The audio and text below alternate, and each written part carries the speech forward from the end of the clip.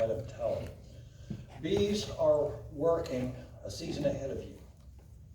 So you're celebrating Christmas, bees are thinking about spring. New Year's Day comes and goes, Valentine's Day comes and goes, they're planning on swarming.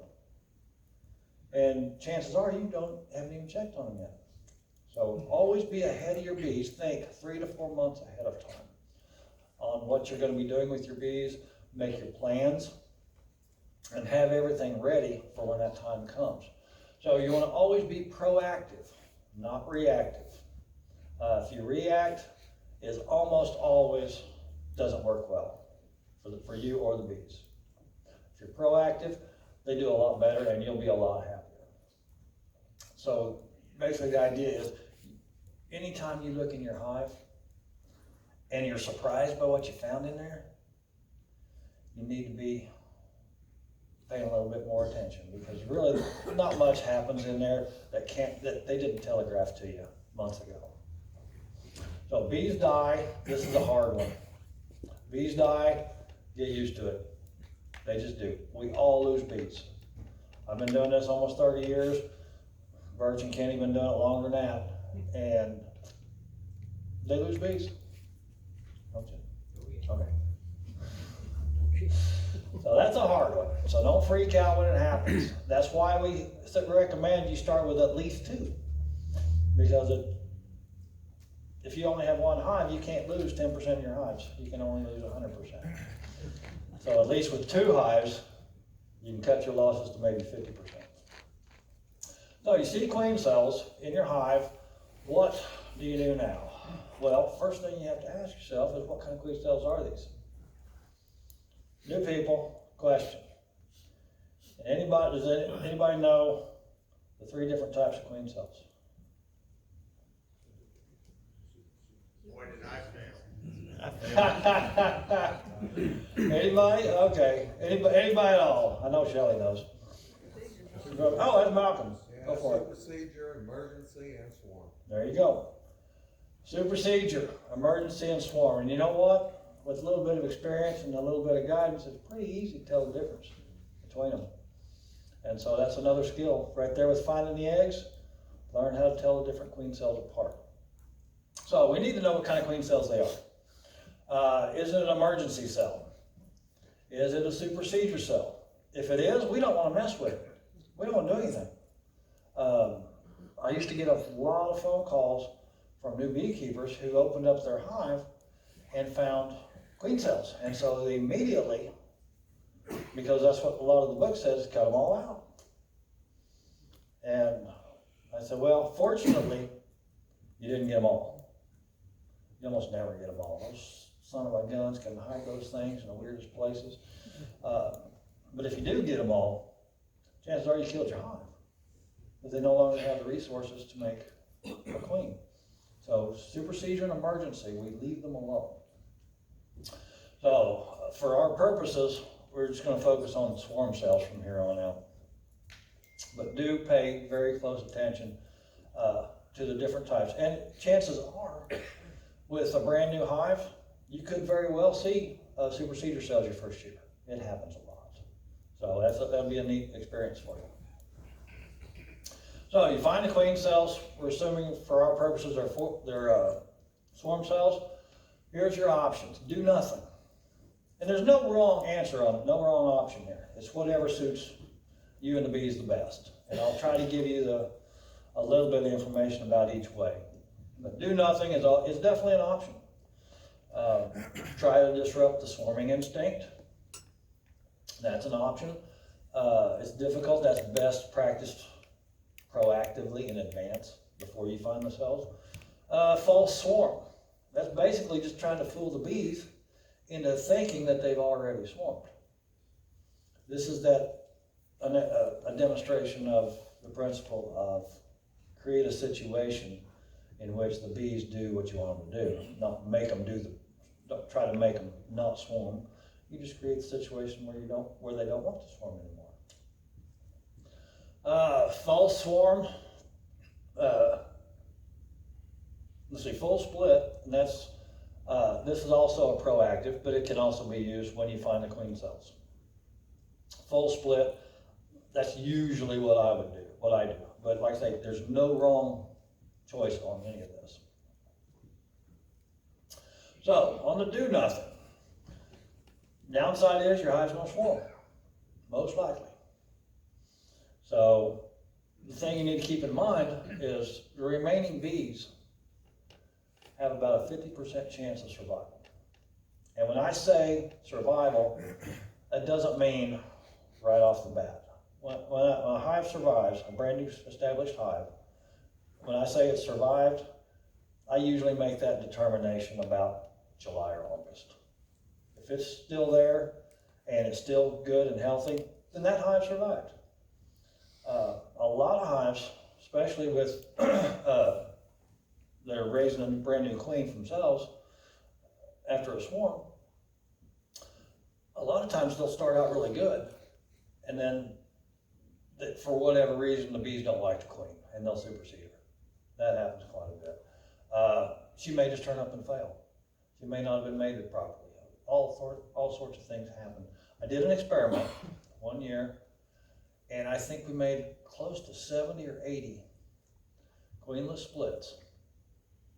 Let them make their own queens. Had plenty of bees. We had a 50% success rate.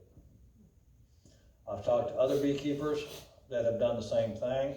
They had similar, and it varies.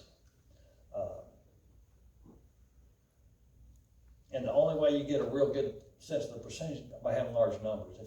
If a lot of people with 1 or 2 hives, well, you know, I did it. Both my hives, they made their queens. That's 100%. Yeah, I mean, you do that 75, 100,000 times. It's going to be 50%, pretty much. So that's the downside, is you do run a risk of that hive not making a viable queen and survive. The other thing to keep in mind is that swarm, if it's not captured by you or somebody else, has only about a 30% chance of survival over that time period. So there's a lot of risk with the do-nothing strategy, but there again, it is a viable strategy. Yes? One other thing you need to add for doing nothing is, if you're in town, your neighbors may not appreciate your bees swarming with their trees. So I think for city folks, there's a little bit of a maybe not so much. Yeah. And that is true. You can make your life difficult by not practicing reasonably responsible swarm management. John there, if you lose a swarm, goes in somebody's house, they pay him $850,000 to come out and cut it out and patch it back. It's a stupid, insane price, but hey, he makes a living. But no, it is irresponsible if you're in an area where they can cause problems. You don't want them on playgrounds. You don't want them hanging off airplanes at Riverside. You don't want them moving in somebody's house. So, next one is to try to disrupt the swarming instinct. Like I said, this is more of a proactive step, but it can still be done. And it's very difficult. Sometimes people will lock them in. It's very, very hard on bees, especially in the spring and summer, to be locked in for any length of time. And what's probably going to happen is your bees are going to be so stressed out, and they will probably start having some early mortality. And you've just basically knocked your hive down enough to where they don't feel like they have the strength to swarm. So that is a downside, but it works sometimes. All of these, none of these are tried and true. I mean, none of these are 100% foolproof. They all work some of the time. None of them work all the time. Queen excluder. You'll see this in a lot of books. This is actually how Africanized bees got out of Brazil in 1956 or whatever it was. Is beekeepers will put a queen excluder underneath the hive on top of the bottom board, but below the brood nest, and so the queen can't leave to swarm. Beautiful theory, and like I always say, everything works in theory. This doesn't really work that well because queen excluders will keep that queen from leaving the hive. The swarm will leave, it will issue, and they will gather, and they'll realize the queen's not here, and they'll go back. That's cool. But then tomorrow, they're gonna try it again. The queen can't go. They go back. So then what do? Bees are not stupid. They wait for the first virgin queen to emerge, and they leave with her. And she can go through that queen excluder because she's actually just a hair smaller than a worker bee before she's mated. So it can slow it down. It can give you a little bit of a heads up. If swarming is going to be a problem, you got a day or so before you actually got to do something, before they leave with a virgin. Because generally, the swarm tries to leave whenever, shortly after the first queen cell is capped, or not long after that. So then you got, what is the development time from capping to emergence, Dane? I'm busy. All right, glad you're paying attention, makes me feel good. 7 days. 7 days, I was thinking 8, 7, that sounds better. So within 7 days, they're gonna leave anyway. So that's what happened with, well, not exactly what happened, but similar. In, when they were doing the breeding experiments with the Africanized bees in Brazil, they had queen excluders underneath all of them. Well, lo and behold, they got out. Doesn't work that great. Move the hive. And I say move it, I'm not saying move it across town or 2 miles or whatever. I mean move it 10 feet. Anybody know what's going to happen there?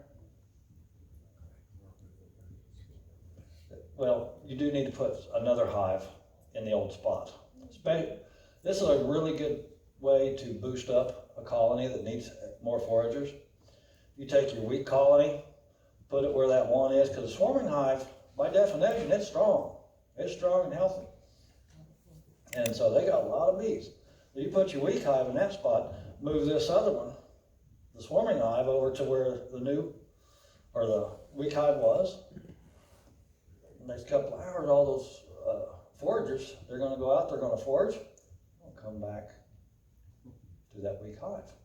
And guess what? They're not gonna have a problem, because why? They're carrying groceries. They can walk right in. There will be no fighting. So that's kind of a neat little trick. And what you've done is you have disrupted the population dynamics in the hive. All of a sudden, 30, 40, 50% of their foragers are no longer there. They recognize this kind of stuff. And that can put a damper on their swarming instinct. Would that be a detriment if you do that at the wrong time of the season? Well, yes, it can, because it reduces your foraging force on a growing hive. But keep in mind, if you don't do anything, they're going to swarm and you're going to lose them anyway. And so you actually you stand a better chance of still making honey and still having a good solid hive if you just sacrifice those foragers to a weaker hive and move and switch them over. It may drop your honey production, but you won't lose your bees. Hopefully not lose your bees. Remove the queen. They can't leave with the queen if she's not there. And you see in the cells, you pull that queen out of there, and there again, you throw their dynamics, their population dynamics completely skewed. So that can damp it down too. And generally, whenever you're doing something like this, you're going to do several of these things. You're going to move the hive and remove the queen. Very simple to do. And it's relatively effective. And a lot of beekeepers reach a certain level of number of hives, they don't want any more.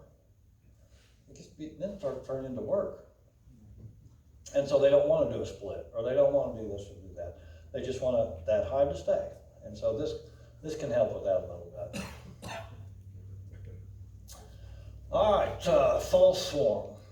This is kind of a hybrid of this method, the previous method, and this method. Trying to see if what time we got to be done? typically you got another 30 minutes, but we do Q&A after that. Okay, well, false swarm.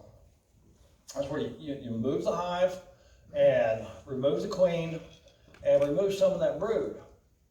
And I like to make a mix of the brood I move, and I take that to a weaker hive. I'll take cat brood, put it in a hive that needs some cat brood. The queen, usually I just cage her. Sometimes you can give them to a friend or whatever, or you can just move her to another hive and bank her. That's a whole complicated thing. But what you've done is basically created a sort of a mini split, and you fooled the hive, or you're trying to fool the hive into thinking that they swarmed. Queen's gone, foragers are gone. Man, our brood's all whacked out. We don't know, we can't go anywhere. And then you've already got those queen cells started. So just let them do their thing. That's a pretty simple thing to do. And you don't end up with extra hives unless you want extra hives. So that's fairly effective as well. The next one is a full split. And this is best done, we always did it end of March, 1st of April. We just did all our hives. We make up our losses. Everything gets brand new queens. It's so easy to requeen a hive when you're doing splits. So we can split a hive in less than 15 minutes usually. That's really easy. And to do that, you remove the queen. You're going to move the hive because that's what you do with splits usually. You don't have to move it far. Divide all the resources equally. We would usually make, on average, 2.5. That's just for some people, between 2 and 3. 2.5 hives or splits per hive. So for each hive that we would split, we'd end up with 2 or 3 hives. New, brand spanking new with new queens, brood, basically nukes right off the bat. And they would all make honey for us that year. So it's a pretty neat system. And I think they actually still demonstrate that here in the spring sometimes. But divide all the resources, and including the worker bees and the frames of brood and the honey and the pollen. And if you want to, you can save that old queen if there wasn't anything wrong with her. I mean, she's obviously headed up a healthy hive because they're swarming. They don't swarm if they're not healthy. This time of year, there is an exception. Usually we'll have a hive with fewer, we have an odd number of brood frames. I always like to put 2 or 3, the same number in all the hives or all the splits. I always end up with 1 or 2 oddballs. I don't have a full, so I'll just do that and I'll stick the old queen in there because she's going to start laying right now. She'll be laying eggs by morning. The others, they need that extra brood. They need those nurse bees because they're going to start from scratch with a queen cell that's not going to emerge for 20 some days. Or not going to be ready for 20 some days. So that's the simple thing, but like I said, that's a proactive measure. But if you see the queen cells in there and you want more hives anyway, go ahead and make your splits. Just make sure that you have a queen cell on one frame, at least one frame, in every split that you make. And that's very simple. Don't try to remove the queen cells. It's very difficult to do it without damaging it. There are only 1 or 2 days in that queen's entire 16-day development time that she is not extremely fragile. If you try to pull that cell off at the wrong time, you can damage your wing buds and she'll never fly. Never fly, that means she never mates, that means she never lays an egg, or she never lays a fertilized egg. And you do not want an egg-laying queen, or a drone-laying queen. So we save the mated queen for the smallest split that we make. This is the final note, and then we'll kind of get on to the questions. This is a very important, a lot of people don't understand the full queen development cycle. Everybody knows 16 days egg to adult on a queen, right? If you don't, you will shortly. But there's a lot more to it than that. And I'm gonna have to get over here where I can actually read it. But this might be something you might want to note, make notes of. This is information you'll want to refer to back over the years. It takes less than an hour for that hive to recognize that the queen is going. I typically start seeing signs in about 15 minutes that they know the queen's acting up or she's going. Something is wrong. And they immediately begin preparing to make queen cells. I'll stand over here. 16 days from egg to adult.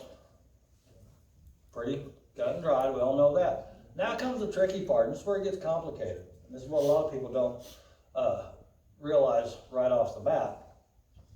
After she comes out, she's got 3 to 5 days, she's got to mature. Her guts are still settling. I mean, she's still growing inside. She has to feed herself the first time, and her wings aren't ready to fly yet. She's not fully developed yet. Her plumbing's still not there yet. So she's going to spend 3 to 5 days maturing, basically. And in the meantime, she's going to go around and kill any queens she sees. And she's funny that way. So during this time, she's going to eliminate any of the queens.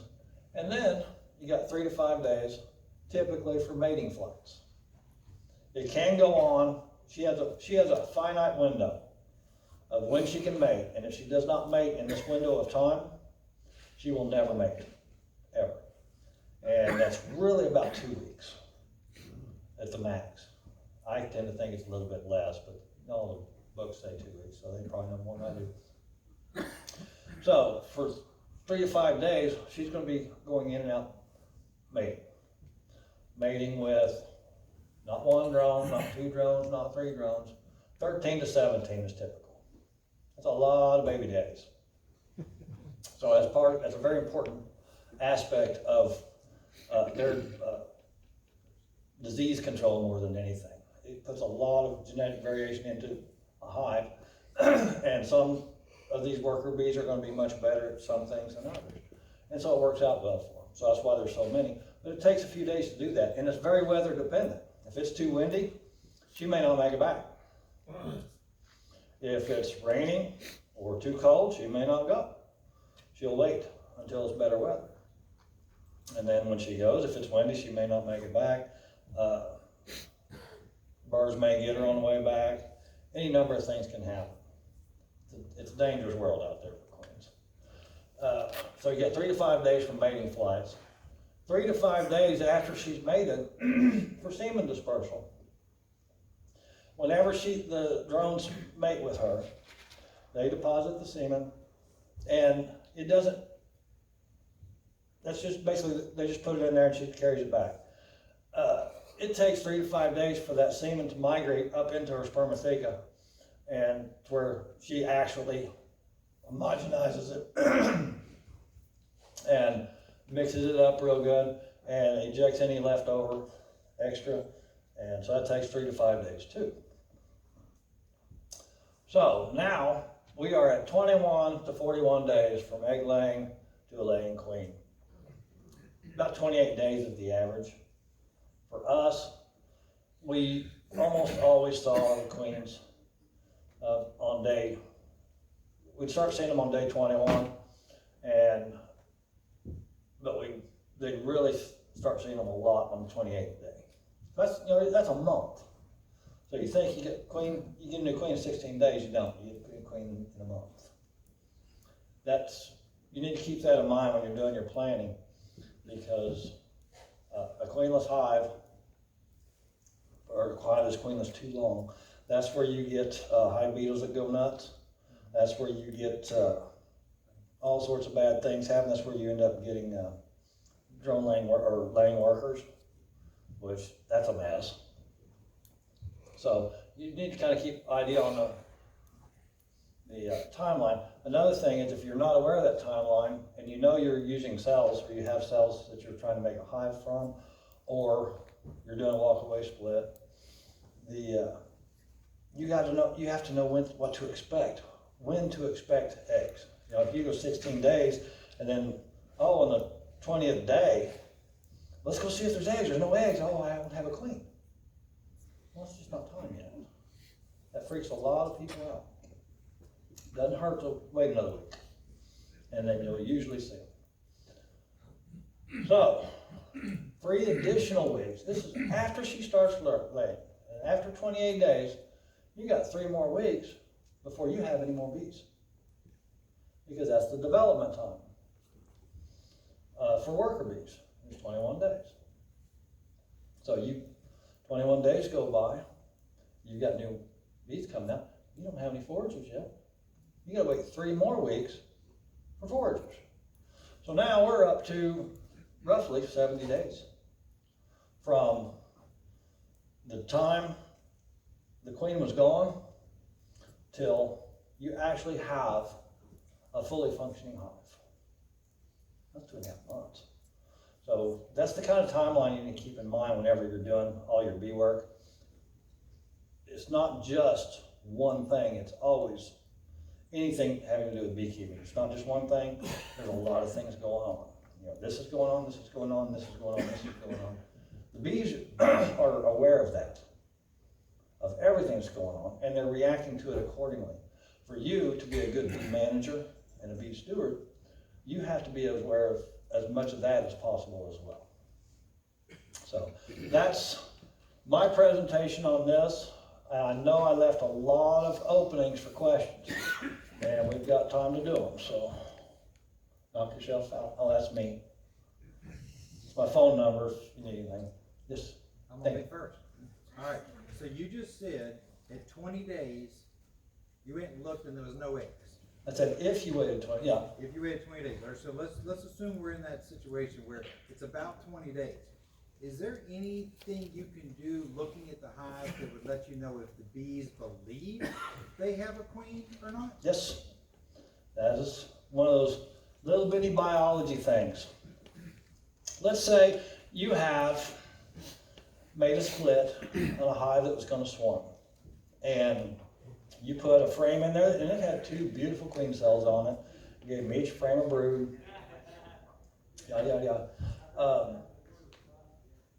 And then you want to check, see if the queen is in there. Because virgin queens, like I said, they're slightly smaller than worker bees a lot of times, but they have a very different shape, and you will never, ever find one by looking for it. You just can't. Fortunately, once in a while, you will see one, and, oh, wow, that's cool. You'll recognize her as soon as you see her, usually. She's got a triangle-shaped abdomen. But she's not laying yet. So, how do you know that she's going to probably be a viable queen and the bees have accepted this queen? Well, whenever a hive goes queenless, one of the first things they do is they backfill the brood nest. They start packing honey into the areas as brood emerges. They will fill them with honey. And they'll fill that whole brood nest full of honey in short order. As those bees come out, they fill it up. So if you see honey packed into the brood nest, pretty good idea it's queenless. No point in even looking for eggs, really. But say you've got this queen cell, you've made the split, and whenever that queen comes out, the virgin is running around in there, the first thing they do is they start cleaning that honey out of the brood nest. So if you had a hive you know is queenless, you've got cells in there, you know it emerged because it's gone, the cell's gone. Now, is she in there? We can't find her, she's a virgin. How do we know? Pull the brood nest. And if you can tell they're starting to clear it back out, you know she's in there running around. That's all you gotta know. Just give her some more time. Oh, we had one over here too. Somebody else. There we go, yes. Right now, our plan is to do a full split once we see queen cells, and then keep our old queen and allow her to continue to make brood and, Yep. you know, backfill and use those resources. But when we do that split, and do we move the old queen out of the area, the split out of the area, or do we move both? If you're splitting your whole hive into multiple splits, basically you're just splitting everything. You don't have to move them anywhere really. The queen, she's not gonna go anywhere. That's her home. As far as the other ones, you're gonna get some mixing up of worker bees, but workers are the most dangerous, or foragers, excuse me, not workers, foragers. Foragers are the most dangerous bees to a young queen, without exception. And so to lose those foragers, not a problem, because you're going to be feeding them anyway. And so I wouldn't worry about moving them too far. You don't have to. Do you move your split away from the area where you split them from? Mine are, whenever I did my splits, I could run 100 hives in groups of 4 touching each other with 3 feet between each group. It doesn't matter. They know their box. They know where they belong most of the time. You get a little bit of drip, but it doesn't hurt anything. No, you don't have to make a big production about moving them. Like if you only have 2 or 3 hives, isn't it well worth it to spend $30 to get a new mated queen instead of waiting 2 months? Sure. Yeah, anytime I say use a cell, you can substitute queen, mated queen. Absolutely nothing wrong with that. Mated queen's gonna run you about $50-$60 right now. but it's, you know, knocks, that way you'll have a laying queen in 10 days after you release her. So yeah, the reason I just focused on the cells is because the whole process probably gonna start in somebody's head when they see the queen cells for the first time. And that's, so, you know, they wanna deal with it. And a lot of people don't want to spend that much money on queens, which I get that. They like the idea of the queens mated in their area, or their general area. So there's advantages either way, and that's a personal preference on the beekeeper. The bees don't really care one way or the other. So, Kathy? Yeah, for those who find that they need a queen, is there anybody local, or how many people down here local are raising queens? There's not a lot of people raising them. Dennis Chapman. Is there anybody, somebody can probably fill that out a little better than I can. Huh? I didn't hear the question. Do you raise queens? Some, yeah. So Dennis Chapman raises queens. I raised some queens. Brad, you did previous. You do any this year? Yeah. Malcolm, are you raising some queens? I usually sell about 20, 30 that I don't use, but I always post it. Yeah. Most of the time, people have queens available, whether they're raising them, or they're left over, or they're gonna order some in. It gets posted on Facebook, on Neoba Hive or Beekeepers of Oklahoma, usually both. And if some, Shannon's girls are doing queens too, aren't they? is who? Shannon Wallace's girls are doing queens, aren't they? Yeah, well, This year he's expanding a lot, so he's not promising any queens. So, question, we have some more here somewhere. Roark. Pardon? Roark, what is it, Roark? Yeah. Yeah, Michael Roark. Yeah, he might. Yeah. Yeah, there's a few people do it, but they're, like Roark and Wallace, they're commercial beekeepers also. And they're gonna run like 1,500, 2,000, 3,000 cells for their own use first. Anything left over, they usually throw into mating nukes for sale. But there again, you've got your timeline. Most people are wanting queens at the same time the big guys are using their cells. And they can't wait 6 weeks before they have mated queens.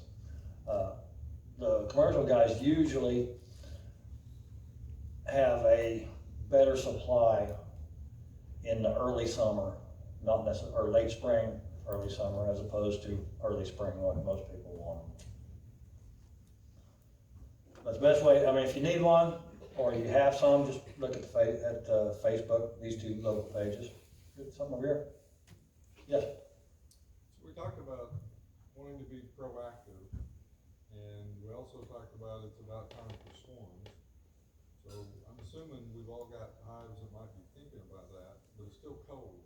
What's the balancing act between busting those boxes open to check for swarm cells because it's cold and trying to be proactive to not let them get away from us with the swarm?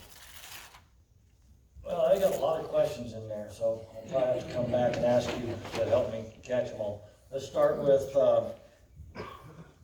checking the hive for queen cells and stuff. When's the time to do it? Well, from November till April, there are going to be numerous beautiful days, 70 degrees, to go and check your hive. Take advantage of those every chance you get.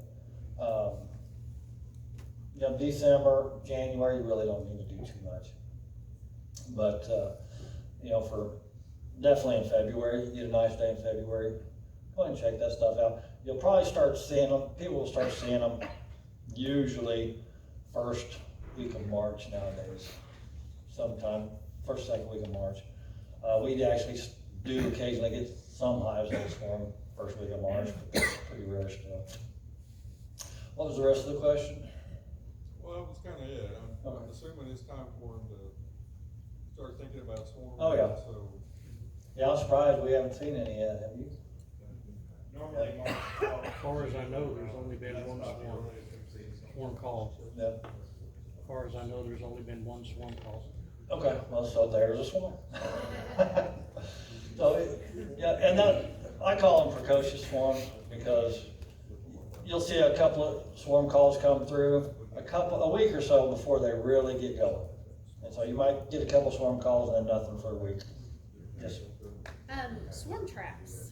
yes, We don't have a lot of hives right now, we just have two, but there's a neighbor down the road that has some that he does not pay any attention to, and I would really like to capture a swarm. throw a swarm trap. So where's the best place to put that? Do you need to place Well, it away from your apiary? Oh, I know that, but away from your apiary, is there a rule of thumb? Best There place? is, and it goes back to bee biology. Typically, and now, when I say something, the bees do this or bees do that, or they don't do that or they don't do that, that's only, let's say 80% of the time. They will always do something you say they won't do. But anyway, when a hive swarms, the first thing they do is they hit the air and they just kind of float around to get in their bearings, and then generally they drift for a little bit. If there's a breeze, they'll just follow the breeze and drift. 9 times out of 10, they're gonna go within 100 yards of their home hive and cluster. And they will stay there, and then that's where they send out the scouts. So I very rarely collected a swarm that the hive was not somewhere nearby within 100 yards. And a lot of times the homeowner had it in their backyard and they didn't know it was a big old tree. But it was up high, they never knew they were there. So, if you're going to do a swarm trap, some people mistakenly try to put a swarm trap in their apiaries to catch their bees if they swarm. They're not going in. If bees go in there, that's from somebody else. But your bees are gonna go 100 yards or so away. They'll find a place and they have a preference, multi-miles away often. Not always, but often. And so, if you set up, how far away is your neighbor?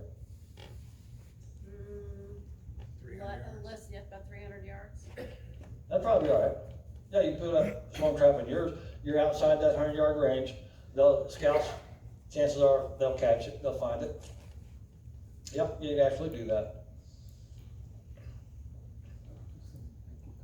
Yes?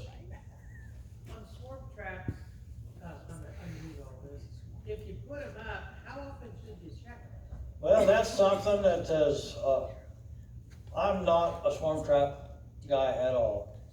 I'm gonna pass that question on to Bob. How often do you check your swarm traps?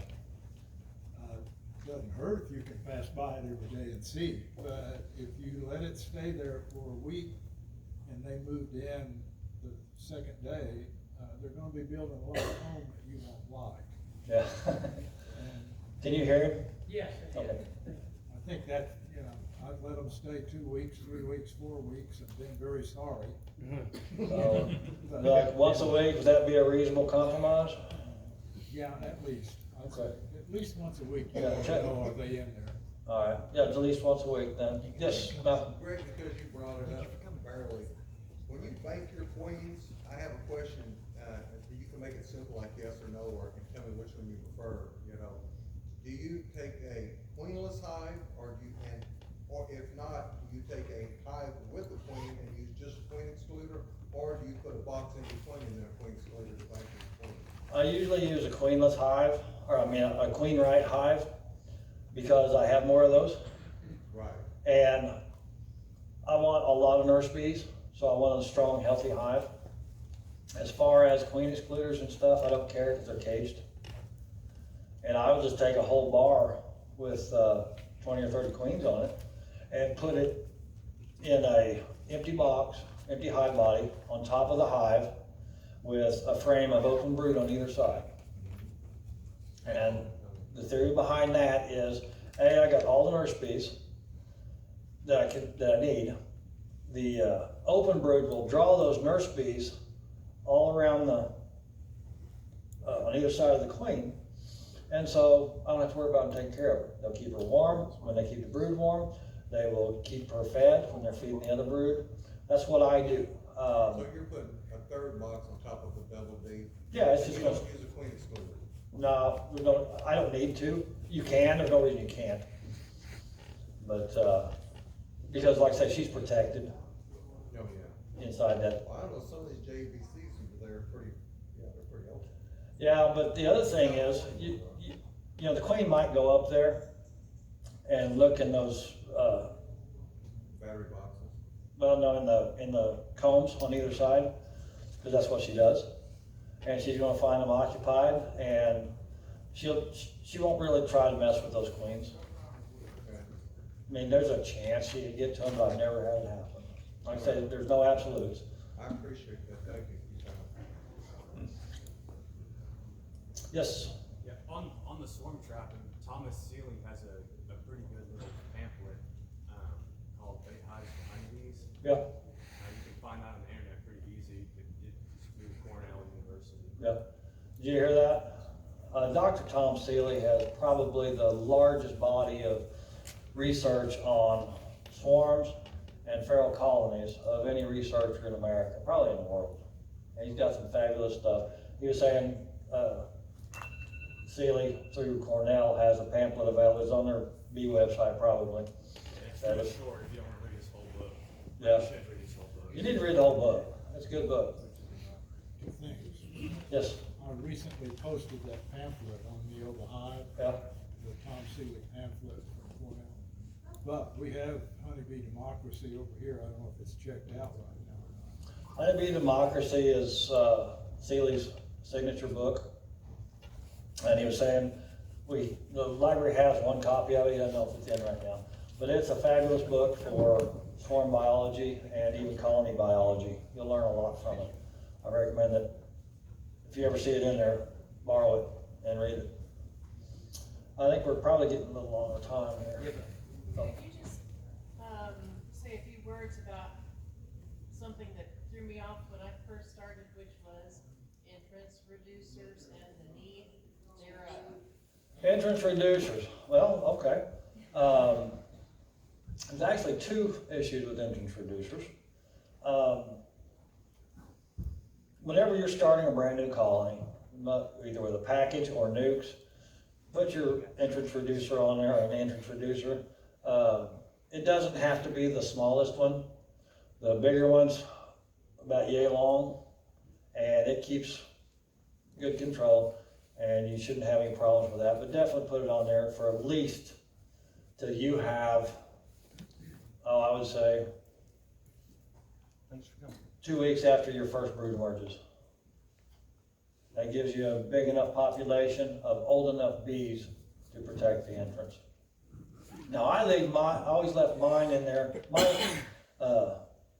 My entrance reducers were always permanently fixed. They were 5 inches long, 5-inch opening, 1/2 inch tall, and they were there year round.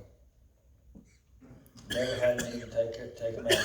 Also, if you're using a Boardman feeder, a standard entrance reducer will not work because it's too long.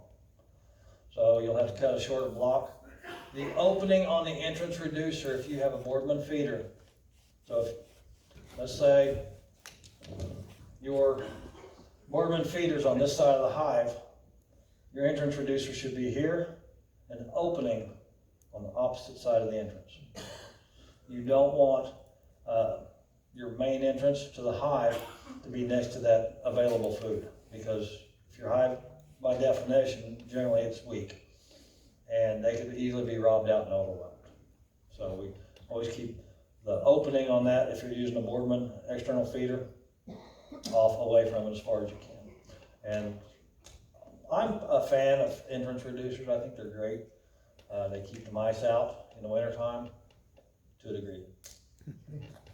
More so than not having them. And I just never really had a downside with them. So, all right, anything else? I'm gonna ask one real quick. So this is kind of like based upon your experience and advising a newer beekeeper with 3 years or less experience who wants to increase the number of hives they've got. Do you think it's more advisable that they wait until they see queen cells to make a split, or should they split and buy a queen for their first time through? That's a good question. Did everybody hear the question? Anybody not hear the question? Okay. Ideally, my way of thinking, because I'm this way, I'm wired this way, is I'd do both. I'd make 2 splits. Cells in one, maiden queen in the other. It's a good learning experience. But yeah, definitely like a second-year beekeeper, I'd say if you can afford it, go with maiden queen. It's quick, easy. You get, excuse me, you get half the lessons right off the bat. The other one, you save for next time. But it's always good to focus on, if you learn a lesson like that, focus on one thing at a time. So with sales, you're doing 2 things at a time. So I would recommend like a 2-year beekeeper, go with maiden queens. Really simple, easy. Yes? So with the mated queen, your success rate, you leave it in there 7-10 days, that's like 90%. Yep. So you're looking at $50 or whatever for a mated queen versus a new $250. Yeah. Or on the other hand, if you're using cells, sometimes those are free. If you have to buy them, they're usually $6. Well, my thought there is you're hitting it too. You pay $50 for a mated queen, and she's loose and free and laying eggs faster. If you're using a queen cell, it might be free, but it's going to cost you 48 days. Yeah. And our nectar flow is how long? 47 days. Yeah, so by the time she starts laying, the season is over. Cheap insurance. Yeah. Yeah. So we try to have ours, when we use cells, we tried to have laying queens by the end of April at the latest. Anything beyond that, we knew we weren't going to make a crop with them. There's one over here. Yes? Newbie question, how do you know that your queen is a mated queen when you get it? Well, unless you're specifically buying a virgin queen, if you buy from a queen supplier, it will be mated.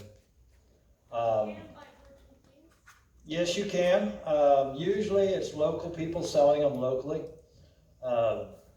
It takes a lot of resources to produce queens. People have no idea how many bees it takes to raise quality queens. So, but cells are easy to make. And if you have cells, then you can let those cells emerge into a cage. You got a virgin queen, you can say. So a lot of people do that, and I don't know what the going price. Last time I saw one, I think it was last year, it was $10 or $12. And you know, you can go that way. It's more difficult to introduce a virgin queen into a queenless hive. They don't like them. So there's some tricks involved. To me, it was never time and cost effective to mess with it that way. And there's a higher risk of them balling that virgin queen. Even if she's, you know, dipped in HBH and caged for a week before they let her out, they're still not that happy with her. And so you have a higher failure rate. I don't know any percentages on it because I haven't done it that much. But I think actually Malcolm probably have a better idea on that than I would. Well, if you've got young nurse bees, because I put my brother on the pro, he's a reptile feeder to keep them with. If you make sure you don't have any foragers, you know, if you want young nurse bees, and you take them and frame of honey, and some nurse bees and just one frame of open comb, you've got it, that's all you need, because she's gotta go to mate. Yep. She may not come back. I think she's referring specifically though to. Yeah, but if you get a virgin, if you got nurse bees, they'll take her, but all you gotta do is you put on the front entrance and she'll walk right on in. Yep.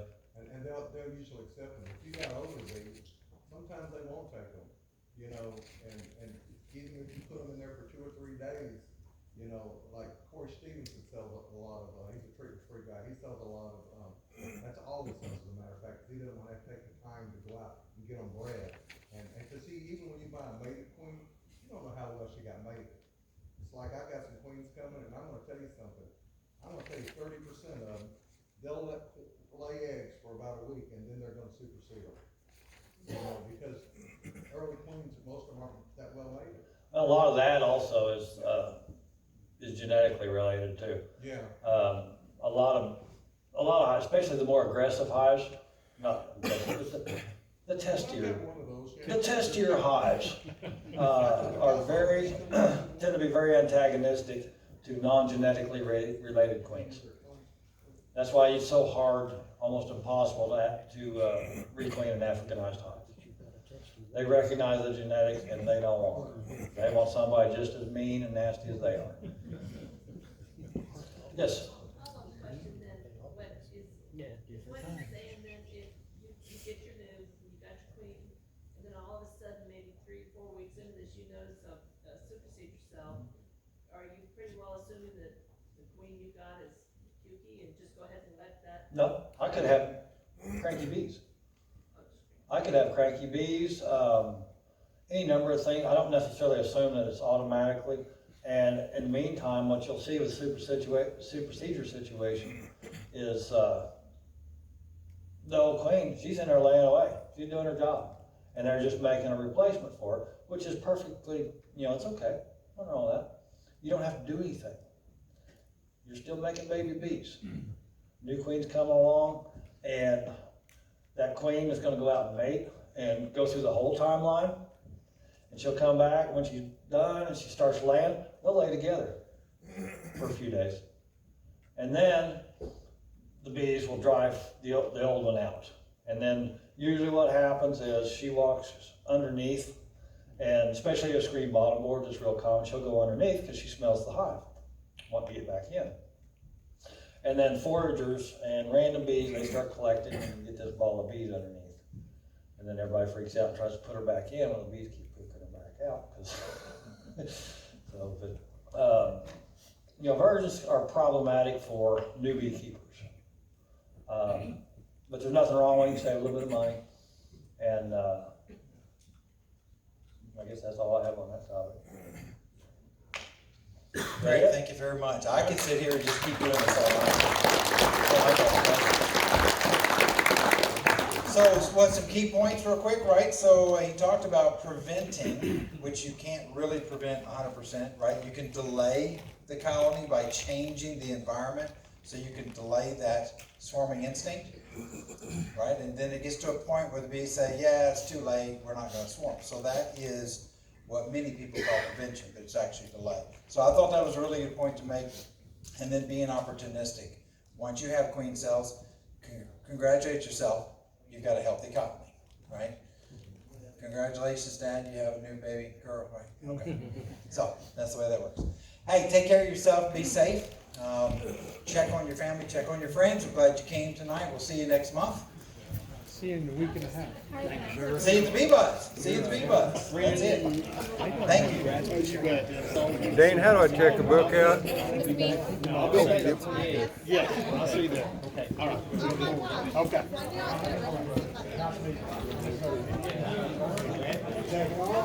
All right, well, hey, good seeing you. We'll get with this location. Yes. Where are you tomorrow?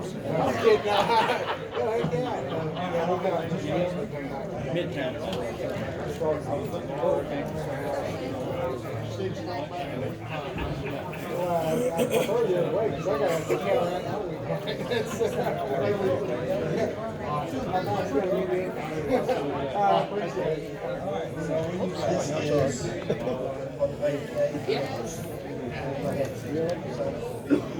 How long ago was it? With that plane, did you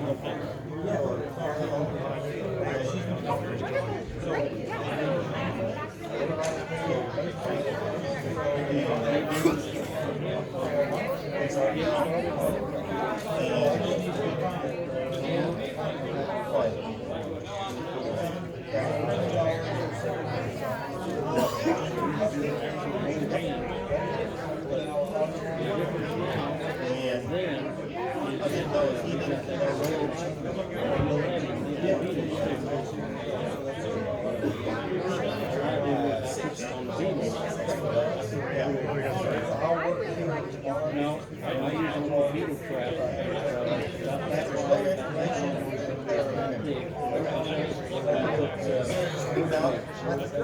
Yeah, I could do that.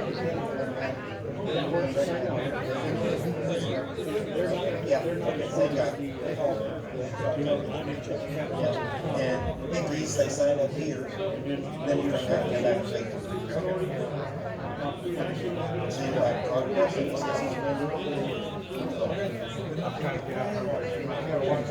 No, I was wondering if you wanted to get something.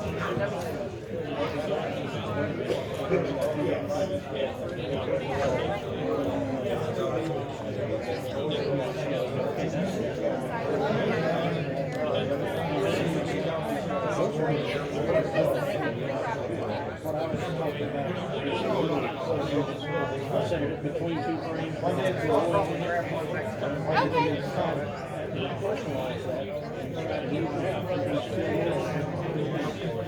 me do that one. Let me grab this PQ. Okay. About where I'm at. About where I'm at. All right, let me grab my pen. So I pull this out. Yep.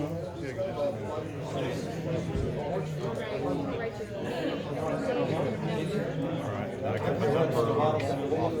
Oh, your phone number. Oh, my phone I need to number. add it. Okay. You don't bring it back in a What's couple today's months. date? 14. The 3/14. Yes, sir. 2022. Okay, thank you. Thank you. And then your name, and then your cell phone or whatever number. That's like tree falls in 4 Ds and nobody to hear. Okay. Alrighty. There you I go. appreciate it. right. Yeah, if you can bring it back next month, it's great. If not, you know, All right. I'll start calling you until about 3. All right. So, Thank you. yeah.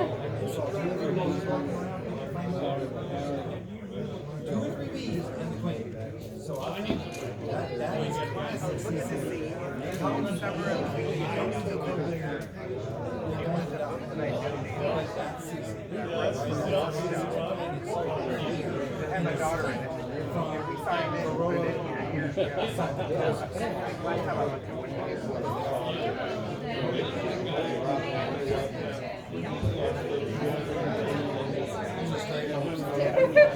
Bye. down kind Summer of the Bees. Summer of the Bees. Okay. And we had that, it was a teacher workshop that I went to, we had to write a book. I got a page over and I was like, what do you know about bees? And it really came together pretty well. And on one page it's got the story of my daughter visiting grandpa, and on the page next to it, opposite of it, it has like information about what's going on in that. It turns out a cute little storybook. Brewer. Last name is Brewer. I'm a brewer. Yes. So whenever I get to Tell me your first name. I'm about done with my thesis. When I get done with my thesis, I get to, back to everything that I know.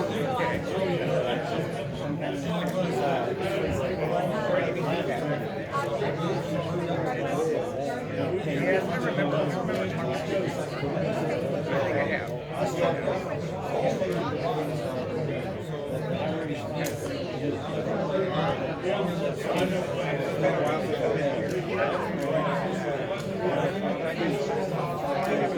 Club lasts until 5:30 and I don't get out till 6, and then if I remember trying to run about an hour, I'm just exhausted.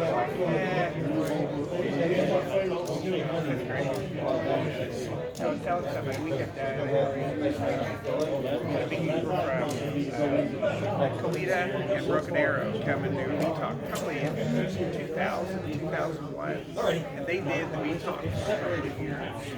And then Dave passed away, and Cece tried to do it by himself, and just wore his voice out. And so another teacher and I took over for 1 year, and I couldn't do it. It was too hard to write lessons. And so then I got my two oldest kids, 5th grader and 3rd grader, to come in and start. Every year I get a 3rd grader, my own kids, I just have them on. And so we've been doing We Talk there for almost 20 years. No, more than 20 years. Back Cleveland Middle School, Cleveland.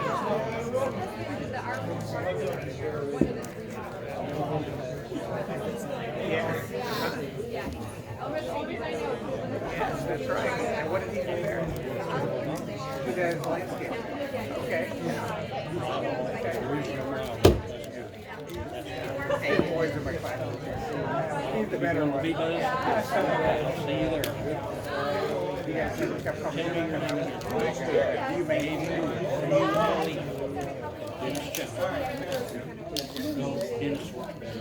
Yeah, that's Mr. Chapman. Yeah, Dennis from school. See you next 28th. Well, the mic is still on. More the merrier. Yeah. David, while you're handing it out. It's going to Dane. Oh, okay. How are you? I'm great. How are you? I'm doing good. I haven't seen you, I guess, since last month. I know. My wife is sick. I didn't make it to the meeting. I just came over here to get my stuff from Dane. Yeah.